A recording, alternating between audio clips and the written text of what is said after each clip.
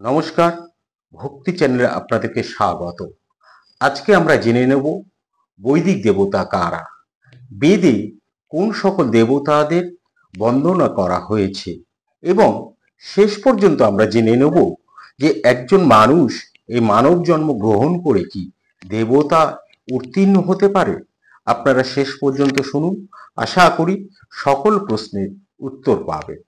আর আপনারা যারা নতুন আজকে আমাদের পর্বে প্রথমবার এসেছেন, আমরা অনুরোধ করব আমাদের চ্যানেলটি আপনারা সাবস্ক্রাইব করে রাখুন, কারণ আমরা প্রত্যেক দিন যে সকল বিষয় নিয়ে আলোচনা করছি সেই সকল বিষয়ের আপনারা নোটিফিকেশন পেয়ে যাবেন।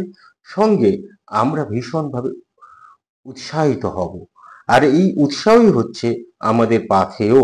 সেই পাথেয়কে সঙ্গী করেই চলুন আজকে আমরা আলোচনা করে নিই বা জেনে নিই বৈদিক দেবতাদের সম্পর্কে। এবং আবারও বলি, শেষ পর্যন্ত আমরা জানব একজন মানুষ কি দেবতায় উত্তীর্ণ হতে পারেন। আজকের এই আলোচনা, এই যে দেবতা, এই দেবতা নিয়ে আলোচনা করতে গেলে আমাদের প্রথমেই যে প্রশ্নটা জাগে সেটি হচ্ছে দেবতা কারা। বেদ অনুসারে আমরা এই দেবতা কারা তার উত্তরটা একটু খুঁজে নেওয়ার চেষ্টা করি বা একটা ধারণা নেওয়ার চেষ্টা করব। এই যে দেবতা, দেব, দেবী, যে নামেই তাদেরকে আমরা সম্বোধন করি না কেন, এই শব্দটি কিন্তু বিদ ধাতু থেকে উৎপন্ন হয়েছে। এই দ্বীপ যুক্ত অজ অর্থাৎ দেব, আবার দেব যুক্ত তল অর্থাৎ দেবতা। তা বিদ ধাতু বহু অর্থে প্রকাশিত হয়। আমরা এক্ষেত্রে সেই অর্থটি ধরে নেব যে অর্থের দ্বারা প্রকাশ পাওয়া বোঝায়, অর্থাৎ যিনি প্রকাশ পান, যিনি ভাস্বর, যিনি স্বপ্রকাশ, তিনি দেবতা। দেব এব দেবতা, অর্থাৎ দেব শব্দ ও দেবতা শব্দ কিন্তু সমার্থক, সমান অর্থে ব্যবহার করা হচ্ছে। আমরা বেদকে বুঝতে ছখানি গ্রন্থের উপর নির্ভর করি, ছটি শাস্ত্রের উপর নির্ভর করি, যাকে বেদাঙ্গ বলা হচ্ছে। এই বেদাঙ্গ নিয়ে আমরা একটি আলাদা পর্ব করেছি, চাইলে আপনারা সেখানে শুনে নিতে পারেন। এই বেদাঙ্গের অন্যতম অঙ্গ হচ্ছে নিরুক্ত। এই নিরুক্ততে যাস্ক বলছেন যে দেব শব্দে নির্বাচন প্রসঙ্গে তিনি বলছেন দেবদানাৎ বা দীপনাথ বা দৈত্যনাথ বা ভবতী, অর্থাৎ দান করেন যিনি তিনি দেবতা, অথবা যিনি নিজে প্রকাশ পেয়ে অন্যকে প্রকাশিত করেন তিনি দেবতা। আবার দেবতার উদ্দেশ্যে মন্ত্র পাঠে, স্তুতি গীত বন্দনা অথবা যজ্ঞানুষ্ঠানে মানুষের অভীষ্টের পূরণ হয়, সেই জন্য তিনি অভীষ্ট দাতা। এই যে আমরা দেবতাদের বন্দনা করি, আমরা যাগ যজ্ঞ করি, আমরা স্তুতি গীত বন্দনা করি, মন্ত্র পাঠ করি, কেন করি? আমরা সাধারণ মানুষ এগুলো করি আমাদের অভীষ্ট পূরণের জন্য। আর আমাদের অভীষ্ট পূরণ করেন কে? যার উদ্দেশ্যে বা যাদের উদ্দেশ্যে আমরা এই সকল কর্মকাণ্ড করে থাকি। সেই জন্য দেবতা মাত্রই কিন্তু অভীষ্ট দাতা, অর্থাৎ দান করাই হচ্ছে প্রধান অর্থ। তিনি এই দান করে নিজে দীপ্ত হন এবং অন্যকে দীপ্ত করেন, স্বয়ং জ্যোতি এবং অন্যকে উদ্ভাসিত করেন। মন্ত্রের চৈতন্য বা অধিষ্ঠাত্রী হলেন দেবতা। বেদে আমরা বহু দেবতার নাম পাই এবং প্রতি মন্ত্রে এক এক দেবতার উদ্দেশ্যে প্রকাশিত হয়েছে। এই মন্ত্রদ্রষ্টা ঋষিরা বেদের যে সকল মন্ত্র প্রকাশিত করেছেন তা কিন্তু এক একজন দেবতার উদ্দেশ্যে এক একটি মন্ত্র। অতএব প্রতি মন্ত্রের যদি আমাদের একটা সম্যক জ্ঞান না থাকে, তাহলে কিন্তু দেবতার জ্ঞান, দেবতার কি, দেবতা কারা, সেটি বা দেবতাদের কাজকর্ম কি, দেবতাদের ধরন কি, সেইটি আমরা বুঝতে পারবো না। তাই প্রতি মন্ত্রের সম্যক জ্ঞানের জন্য দেবতার জ্ঞান অপরিহার্য।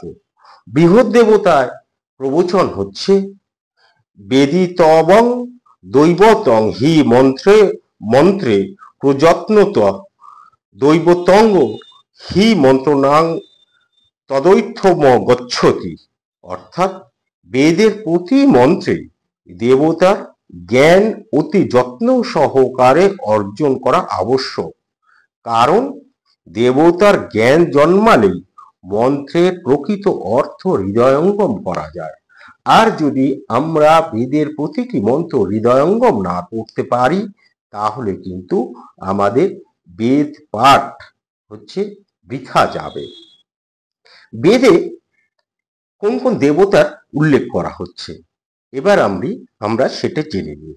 বেদে অগ্নি, বায়ু, ইন্দ্র, সূর্য, বিষ্ণু, সোম, বরুণ, পুষণ, মরুত, রুদ্র, সবিতা, অর্যমা, অপাং নপাত, অশ্বিন, আদিত্য, দৌ, ঋভু, যম, মিত্র প্রমুখ দেবতার নাম আমরা পাচ্ছি। আবার আমরা কয়েকজন দেবীকেও পাচ্ছি এই বেদেই, যেমন বাক, উষা, অদিতি, রাত্রি, পৃথিবী, সরস্বতী, শ্রী, ধীষণা প্রমুখ নামগুলি আমরা পাচ্ছি, যারা দেবী হিসেবে স্বীকৃত।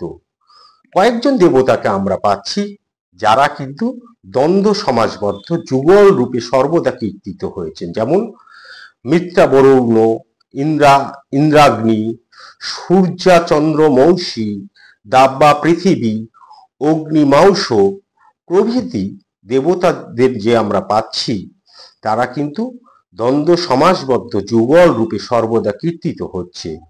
অশ্বিন দেবতা সর্বদা যুগল বা যমজ রূপে কল্পিত। এই জন্য কি হয়, অশ্বিন এই দ্বিবচনাত্ম প্রয়োগ দৃষ্ট হয়। বেদের যে দেবতা সকল আছে বা দেবতা মণ্ডলী যাকে পাচ্ছি, এদের স্থান ভেদে অর্থাৎ যারা যেখানে অবস্থান করছে সেই অবস্থান ভেদে কিন্তু তিন ভাগে ভাগ করা হচ্ছে। এই তিনটি ভাগ কি, ভূলোকের দেবতাগণ, অন্তরিক্ষ লোকের দেবতাগণ এবং দুলোকের দেবতাগণ। অগ্নি, অপ অর্থাৎ জল, পৃথিবী এবং সোম এরা হচ্ছে ভূলোকের অন্তর্গত। আবার ইন্দ্র, বায়ু, রুদ্র, মরুত, অপাং নপাত অর্থাৎ বিদ্যুতের দেবতা এরা, পর্জন্য, এই যে প্রমুখ দেবতার নামগুলো আমরা পাই, এই দেবতা মণ্ডলী বা দেবমণ্ডলী অন্তরিক্ষ লোকবাসী এবং সূর্য, মিত্র, বরুণ, দুঃ, পূষা, সবিতা, আদিত্য, অশ্বিযুগল, উষা, রাত্রি প্রভৃতি যে দেবদেবী মণ্ডলী আমরা পাচ্ছি, এরা কিন্তু দুলোকের অন্তর্গত। এই যে তিন লোকের যে দেবতা পাচ্ছি, এইটাকে আমাদের যারা এই ভাষ্যকার, বেদের ভাষ্যকার, এই ভাষ্যকাররা এই দেবতা তিন দলের মধ্যে এক একজন দেবতা প্রধান এই কথাটি বলছেন। অনেকটা ধরুন একটি গোষ্ঠী, সেই গোষ্ঠীর একজন যেমন প্রধান, এক্ষেত্রেও তাই।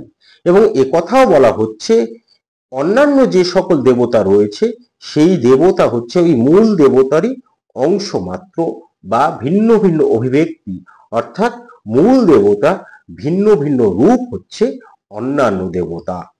তা আবারও বলি, একটু পরিষ্কার করে যদি বলতে হয় তাহলে বলতে হয়, ধরুন একটি গোষ্ঠী, সেই গোষ্ঠীর যেমন একজন প্রধান থাকে, এখানে বলা হচ্ছে ভূলোকের দেবতা, ধরুন সেই ভূলোকের দেবতাদের মধ্যে ওই একজন দেবতাই প্রধান, এবং ধরুন সেই প্রধান যে এই যে গোষ্ঠীর যে প্রধান, এই গোষ্ঠীর প্রধানের অন্যান্য যে দেবতা রয়েছে, এই গোষ্ঠীর মধ্যে অন্যান্য যে সকল দেবতা রয়েছে, ওই গোষ্ঠী প্রধানেরই ভিন্ন ভিন্ন রূপ, এ কথাই কিন্তু বলা হচ্ছে।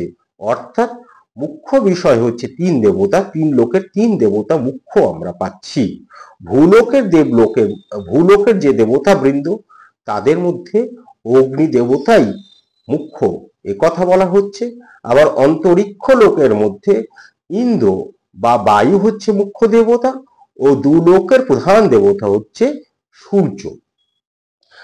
তা যাস্ক বলছেন যে তিস্র এব দেবতা ইতি নৈরুক্তা অগ্নি পৃথিবী স্থান ও বায়ুবেন্দ্র বাহু হস্তরিক্ষ স্থান ও সূর্য দু স্থান।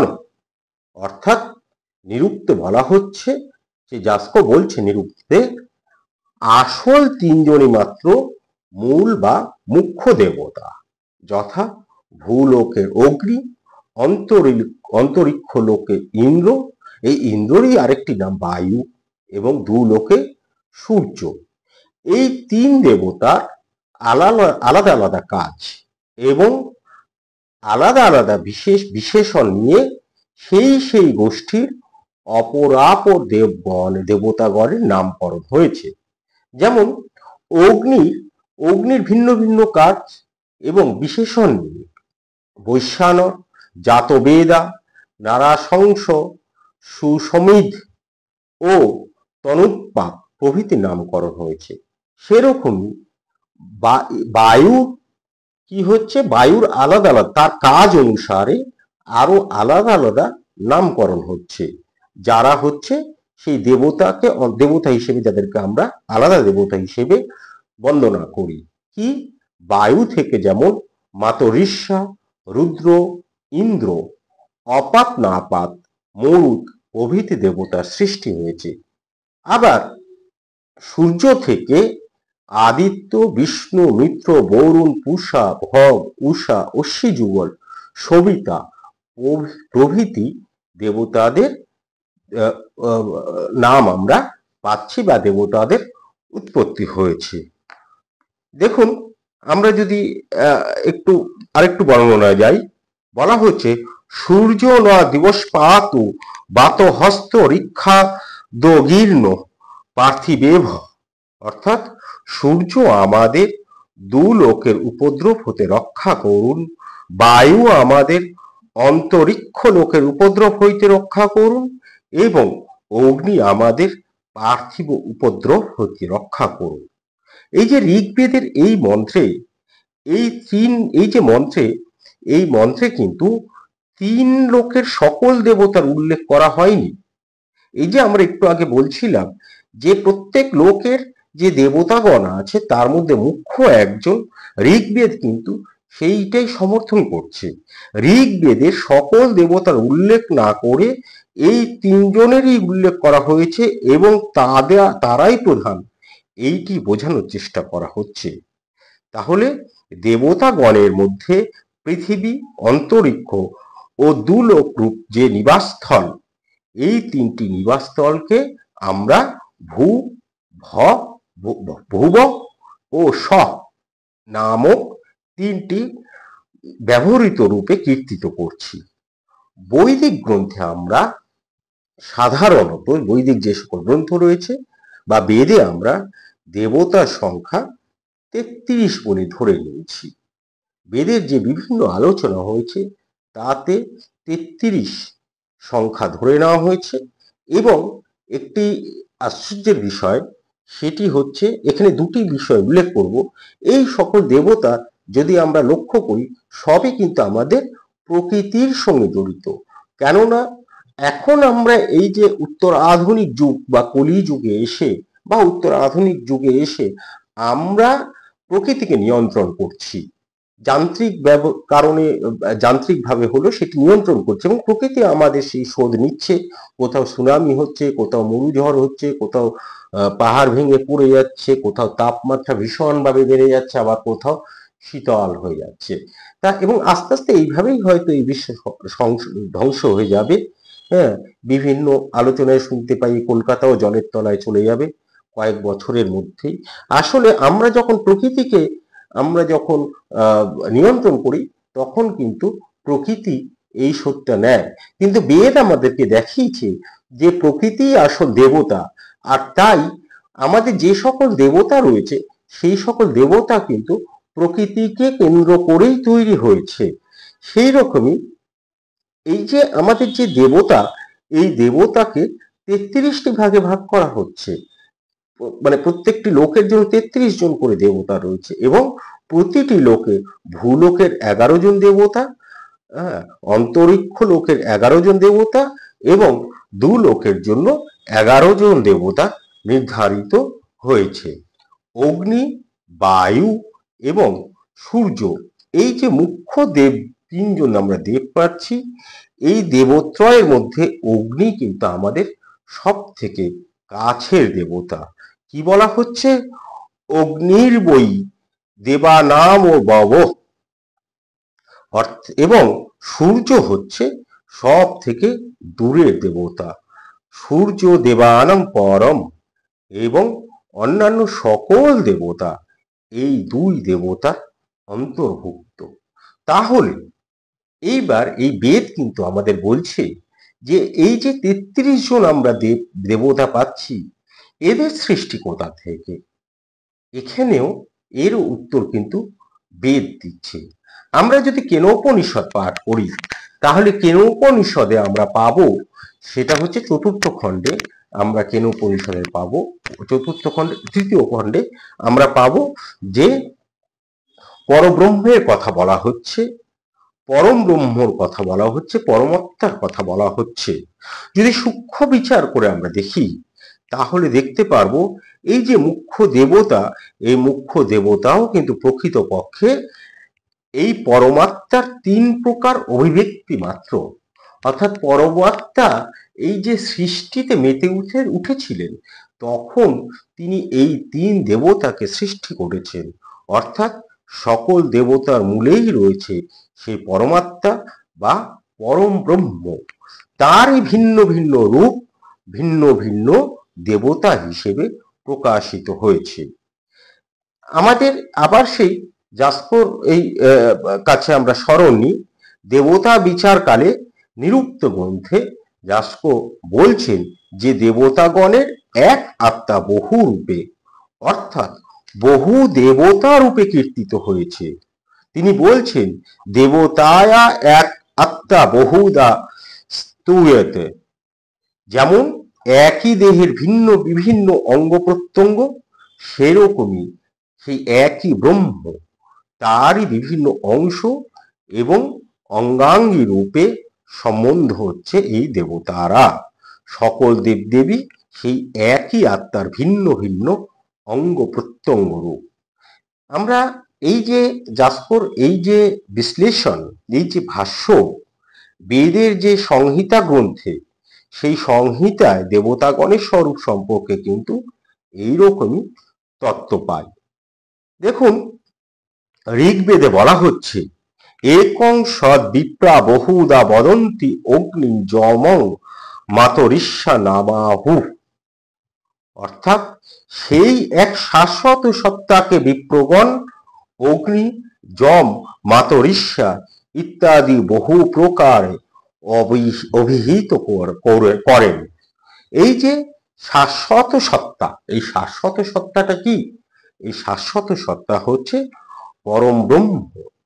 এই ঋগ্বেদে বলা হচ্ছে একং সন্তং বহুদা কল্পন্তি, অর্থাৎ সেই এক সৎকে ঋষিগণ বহুরূপে ভাবনা করেন। অর্থাৎ সেই এক সৎ কি? এক সৎ হচ্ছে সেই পরম ব্রহ্ম।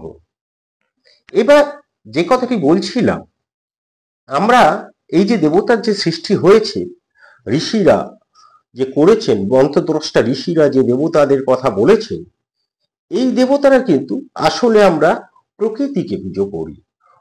প্রকৃতির মধ্যে দিয়েই এই দেবতাদের প্রকাশ হয়েছে। যদি এই বিভিন্ন পার্থিব সেই বস্তু, সেই পার্থিব বস্তুর জন্য এক একজন করে দেবতা নির্ধারিত হয়েছে, সেই বেদে বর্ণিত প্রতি দেবতা এক একটি পার্থিব বস্তু বা পার্থিব প্রাকৃতিক পদার্থের প্রতীক মাত্র। এই যে পার্থিব বস্তুটি কি? প্রকৃতি, প্রকৃতির বিভিন্ন অংশ। অগ্নি, অগ্নির চৈতন্যময় অধিষ্ঠাত্রী দেবী দেবতা হলেন অগ্নি। আবার চক্ষুর গ্রাহ্য রূপের অধিষ্ঠাতা হলেন কে? সূর্যদেব বা সবিতা বা আদিত্যদেব। এভাবেই পার্থিব পবনের দেবতা রূপকে বায়ু, মরুদ দেবতার বাহ্য প্রতীক কি? বাহ্য প্রতীক হচ্ছে ঝড় ঝঞ্ঝাবাত। রুদ্র দেবতা হলেন বজ্র। এই রুদ্র দেবতা, এরপরে আমরা কোনদিন মহামন্ত্র মহাবীজ মন্ত্র আলোচনা করব তখন মহামৃত্যুঞ্জয় মন্ত্র যখন আলোচনা করব, তখন এই মহামৃত্যুঞ্জয় মন্ত্রের সময় আমরা রুদ্র নিয়ে বিস্তারিত কথা বলবো। সেই রুদ্র দেবতা হলেন আসলে বজ্র। এই জন্য তিনি ভীষণ ও সংহার। তার ভীষণ ধ্বনি হলো অশনির ঘোষ। তাকে ঘোর অর্থাৎ ভীষণ এবং ভীষণতর রূপে বর্ণনা করা হয়েছে। বজ্রকে জীবলোকে কিন্তু সকলেই ভয় পায়। তার কারণ হচ্ছে, যখন বজ্রপাত হয় তখন দেখবেন বাচ্চারা ভয় পায়, অনেক বড় মানুষেরা ভয় পায়। কেননা কখন যে বজ্র পড়ে গিয়ে আমাদের প্রাণটা হরণ করে নেবে তা আমরা জানি না। সেই বজ্রপাতকে আমরা সবাই ভয় পাই এবং বজ্রপাত হলে কিন্তু মৃত্যু অনিবার্য। তাই রুদ্রকে ভীষণতর বলা হচ্ছে। আর সেই জন্য রুদ্র মন্ত্রে সর্বদাই এই যে সাধারণ মানুষের ত্রাস সঞ্চারের কথা উক্ত হয়েছে এবং তাকে সংহার ও ভীষণ রূপে বর্ণনা করা হয়েছে। ঋগ্বেদে রুদ্রের এই ভীষণ রূপই আমরা সর্বদা দেখতে পাই। প্রসঙ্গত উল্লেখ করি যে এই ঋগ্বেদে কিন্তু আমরা শিব বা শঙ্কর মূর্তি দেখতে পাই না। ঋগ্বেদে আমরা কখনোই এই শঙ্কর বা শিব মূর্তি দেখতে পাই না। এটি আমরা কোথায় পাই? এটি পাই শিব বা এই মহাদেবের বা শঙ্করের যে কথা, সেটি আমরা পাই শুক্ল যজুর্বেদে। শুক্ল যজুর্বেদে রুদ্রের যুগপৎ ভীষণ রূপ এবং কল্যাণ রূপটি কি? কল্যাণ রূপটি হচ্ছে শিব রূপ, তার বর্ণনা করা হয়েছে। ঘোর ও ঘোরতর যেমন বলা হয়েছে, তেমনই আবার ওই একই অধ্যায়ে শিব ও শিবতর বলা হচ্ছে। এই যে দুটি বিপরীত ধারণার সমন্বয় যজুর্বেদে হচ্ছে। অপাং নপাত দেবতার বাহ্য প্রতীক হচ্ছে বিদ্যুৎ। এই অপাং নপাত দেবতার কথা আমরা খুব একটা আলোচনা করি না বা আলোচিত হয় না। বজ্র বিদ্যুৎ যখন চমকে ওঠে, সে বিদ্যুৎ, তার দেবতা হচ্ছে অপাং নপাত। বিদ্যুতের বর্ণ কি? বিদ্যুতের বর্ণ সুবর্ণময়। এই বিদ্যুতের বর্ণ সুবর্ণময় বলেই আমরা অপাং নপাত এই দেবতাকে হিরণ্যবর্গ, হিরণ্যহস্ত এইভাবে বিশেষিত করি। এই সকল বিশেষণ তাদের সঙ্গে সম্পৃক্ত করা হয়েছে। পর্জন্য দেবের প্রতীককে? পর্জন্য দেবের প্রতীক হচ্ছে মেঘ।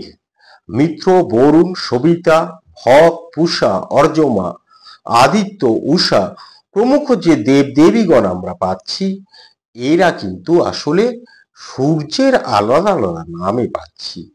আমাদের এই যে পৃথিবীর দৈনন্দিন আবর্তন গতি, এই আবর্তন গতিতে সূর্য যখন যেখানে অবস্থান করছে, তার অবস্থান ভেদে তার এক একটি নাম মাত্র দেওয়া হয়েছে। অর্থাৎ আমি এটাই বোঝানোর চেষ্টা করছি বা বলার চেষ্টা করছি, দুটো জিনিস এখানে। আমরা প্রকৃতিকে আসলে পুজো করছি এবং প্রত্যেকটি এই যে প্রতি লোকের যে একাদশ করে দেবতা আমরা পাচ্ছি, তাদের একজন মুখ্য এবং এই মুখ্যেরই বিভিন্ন রূপ হচ্ছে আলাদা আলাদা দেবতা। এবং এই তিন মুখ্য দেবতাও কিন্তু আসলে উৎপন্ন হয়েছে কোথা থেকে? ব্রহ্ম থেকে বা ব্রহ্মাত্মা থেকে। এই কথাটাই আমি আসলে বোঝানোর চেষ্টা করছি। এবার আমাদের আলোচনা প্রায় শেষ করে এসেছি। এখানে আমরা দুটি জিনিস এবার জেনে নেব যে দেবতা, এই দেবতাদের জন্ম বৃত্তান্ত খুব সংক্ষেপে জেনে নেব। এবং একজন মানুষ কি দেবতায় উত্তীর্ণ হতে পারেন? তা এইটি দেবতাদের জন্ম বৃত্তান্ত যদি জানতে যাই, তাহলে আমাদের জানতে হয় যে এই দেবতাদের যেমন আমরা তাদের আবাস ভূমি হিসেবে বা কোথায় থাকছেন, কে কোন লোকের দেবতা, এই হিসেবে যেমন আমরা তিনটি ভাগে ভাগ করেছি, এবার এদের এই জন্ম বৃত্তান্ত অনুসারে দেবতাদের আমরা দুটি ভাগে ভাগ করে দিই। একটা হচ্ছে আজানদেব এবং আরেকটি হচ্ছে কর্মদেব। তা আজানদেব ও কর্মদেব এই নামে দেবতাদের দুইটি ভাগ রয়েছে। যে সকল, ভালো করে শুনুন, যে সকল দেবদেবীগণের দেবত্ব স্বতঃসিদ্ধ অর্থাৎ আজান সিদ্ধ, দেবত্ব লাভ করার জন্য যাদের কোনো পুণ্য কর্মাদি বা তপস্যা করতে হয় নাই, তাদেরকেই বলা হয় আজানদেব, অর্থাৎ জন্মরহিত স্বতঃসিদ্ধ দেবতা বলা হচ্ছে। তাহলে যদি আমরা এইটি বুঝে নিতে পারি, এই জায়গাটি, যে স্বতঃসিদ্ধ দেবত্ব যারা লাভ করেছেন এবং দেবত্ব লাভ করার জন্য যাদের কোনো পুণ্য কর্ম আদি বা তপস্যা করতে হয়নি, তাদেরকে আজানদেব বলা হচ্ছে। এই জায়গাটা যদি আমরা বুঝে নিতে পারি, তাহলেই আমরা বুঝে যাব যে একজন মানুষ কি দেবতা হতে পারে। এই যে কর্মদেব, এই কাজের মধ্যে দিয়ে যখন একজন মানুষ দেবতায় উত্তীর্ণ হয়, তাকেই বলছে কর্মদেব। এর উদাহরণ আমরা বেদেই পাচ্ছি। যারা পূর্বে মানুষ ছিলেন, পুণ্য কর্ম বা তপস্যার বলে যারা দেবত্ব লাভ করেছেন, তাদেরকেই আমরা কর্মদেবতা বলছি। বেদ তাদেরকেই কর্মদেবতা হিসেবে সংজ্ঞায়িত করেছেন।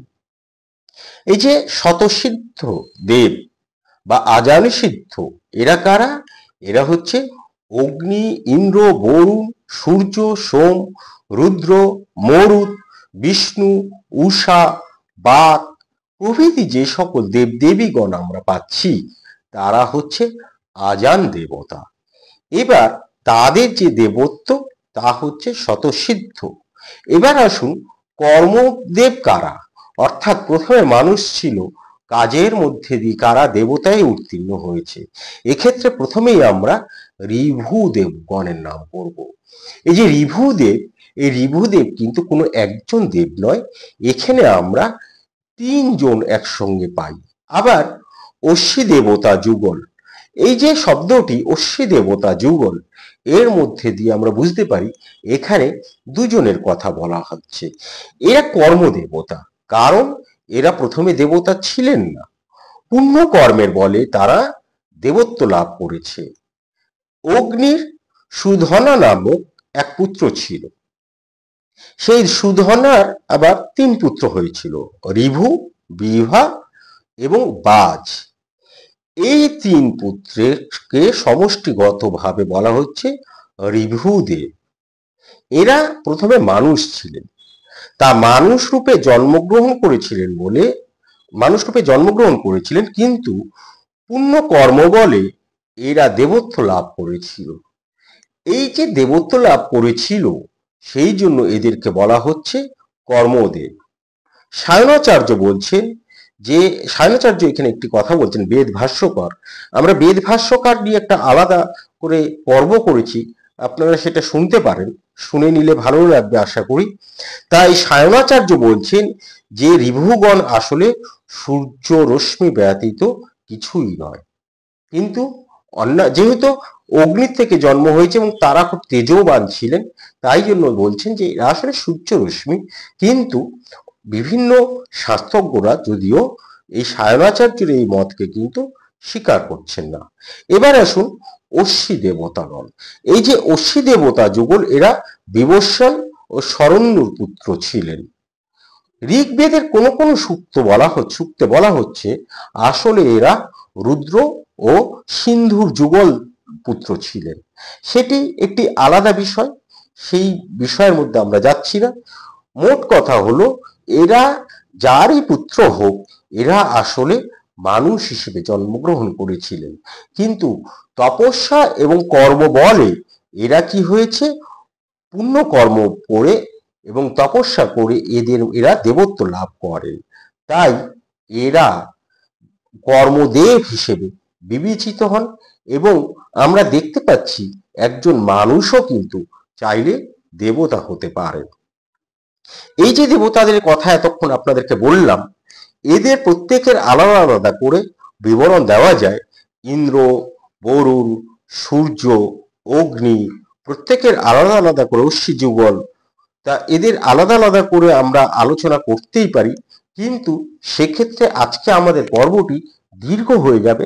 আমরা কেবল একটি ধারণা দেওয়ার চেষ্টা করলাম যে আসলে এই বেদের দেবতা কারা বা দেবতা কারা, সেইটি আমরা, এবং একজন মানুষ কি দেবতা হতে পারে সেইটি আমরা ধারণা দেওয়ার একটি চেষ্টা করলাম।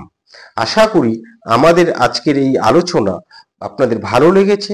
যদি ভালো লেগে থাকে তাহলে আবার কালকে আসুন, আমাদের আর নতুন কোনো বিষয় নিয়ে আমরা আলোচনা করব। আপনারা শুনুন, প্রত্যেক দিন আমাদের সঙ্গে থাকুন। আর আবারও বলছি, যারা নতুন তারা অবশ্যই আমাদের চ্যানেলটি সাবস্ক্রাইব করে দিন।